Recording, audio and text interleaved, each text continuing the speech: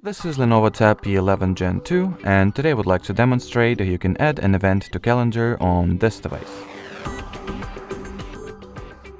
So first and foremost, find and open the Google Calendar app. Sign into your Google account if you haven't already. Then select the date that you would like to create an event for. So in my case, let me go with 31st of March. Then tap at this plus icon to your bottom right, choose the event option, and in here just set the details for whatever event you are planning. So name, timeframes, repetitiveness, members, link to the video call, location.